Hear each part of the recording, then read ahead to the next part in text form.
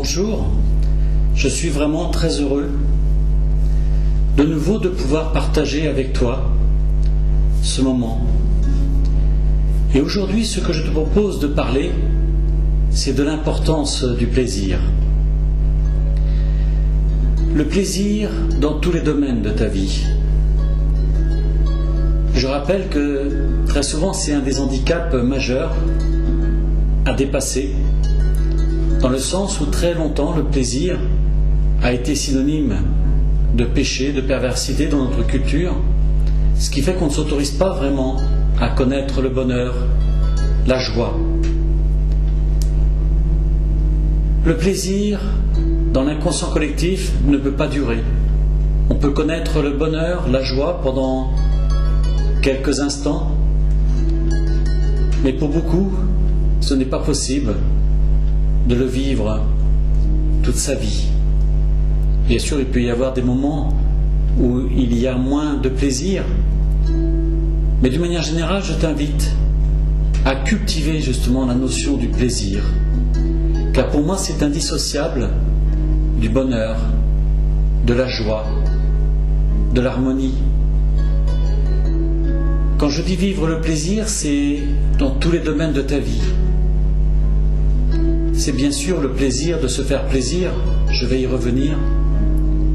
C'est le plaisir d'exercer ton métier, c'est le plaisir de manger, c'est le plaisir aussi de faire tout ce que tu fais avec conscience.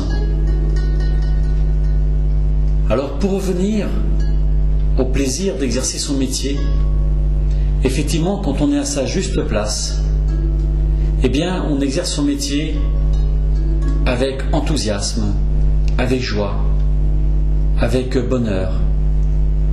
Et même s'il y a quelquefois de la fatigue physique, mais on est heureux de ce qui a été vécu dans la journée, de ce qu'on a réalisé.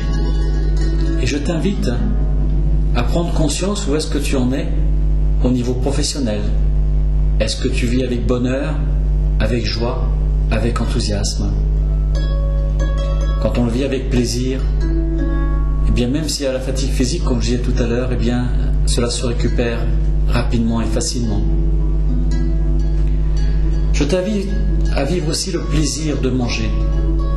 Mais quand je dis le plaisir de manger, c'est aussi en étant à l'écoute de ton corps, en étant à l'écoute de tes besoins. Et si tu es à l'écoute de ton corps va t'indiquer effectivement ce dont il a besoin à chaque instant.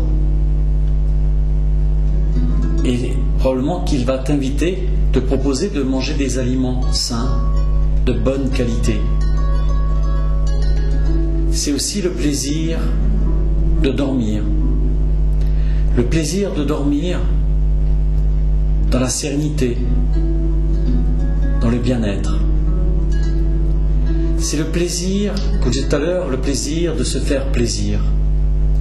Et c'est un des points importants que je t'invite plus spécialement pendant ce mois à mettre en application. Alors qu'est-ce que j'entends par se faire plaisir? Eh bien c'est d'abord de prendre du temps pour soi. Du temps pour soi pour faire le point sur sa vie. Observer où j'en suis, comment je vis ma vie. Et de décider que chaque journée qui passe se déroule dans la paix, l'harmonie, la joie, le bonheur, la douceur, l'excellence, où tu vis vraiment en très bonnes conditions. Vivre le plaisir et se faire plaisir, c'est aussi reconnaître ce que l'on est. S'envoyer des lettres de félicitations. Dans les groupes, je propose aux personnes et je te propose, quand tu as fait quelque chose de bien, où tu es fier, eh bien je t'invite à écrire une lettre de félicitations. Et cette lettre de félicitations, eh bien je t'invite à la mettre dans une enveloppe, la timbrer, la poster, ou ce qui est de mieux encore, je t'invite à te l'envoyer à toi-même en recommandé simple. Pourquoi je propose en recommandé simple? Effectivement, c'est plus exigeant, mais justement parce que ça t'engage davantage, eh bien tu vas en voir les effets. Effectivement, quand tu vas recevoir cette lettre, eh bien je t'invite à attendre un mois avant de l'ouvrir et d'observer ce qui va se passer autour de toi. Et tu vas observer que le fait que tu te sois reconnu, félicité, remercié, eh bien des personnes vont te féliciter, te remercier. Alors que très souvent, on attend d'être félicité, reconnu, et ça ne marche pas. Car en effet, c'est quand tu te reconnais, tu te félicites, que tu es vraiment félicité. Donc je t'invite vraiment à prendre cette habitude de te reconnaître toi-même.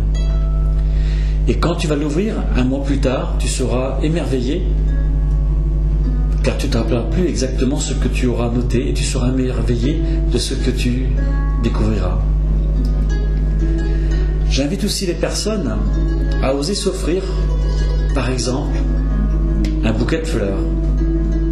Alors bien sûr, tu peux l'acheter directement, mais tu peux aussi te faire livrer par Interflora, car là aussi, Interflora ou un autre organisme, mais tu verras aussi que le fait de te le faire livrer, eh bien c'est plus exigeant, et de nouveau, ça a plus d'impact en termes de reconnaissance de toi-même. Et ce que j'ai observé, c'est que quand on se fait des cadeaux, la vie nous fait des cadeaux. Oui, je t'invite vraiment à faire cette expérience, d'oser te faire des cadeaux. Alors quand je parle de se faire plaisir, c'est peut-être par exemple aussi oser prendre le train en première classe, alors qu'habituellement tu prends deuxième classe.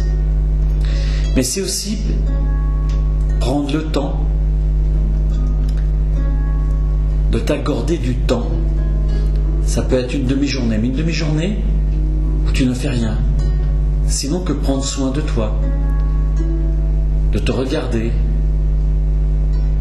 de te relaxer tout simplement. Mais tu vas voir que plus tu vas te faire des cadeaux, et plus la vie va te faire des cadeaux merveilleux.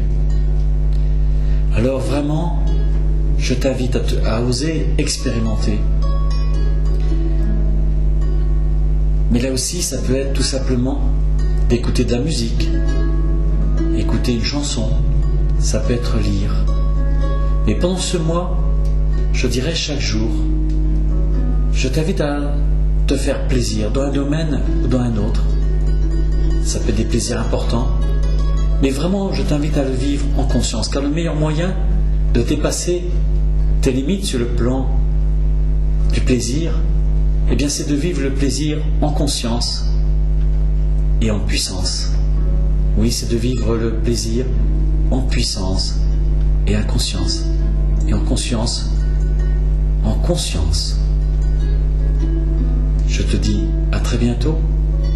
Au revoir.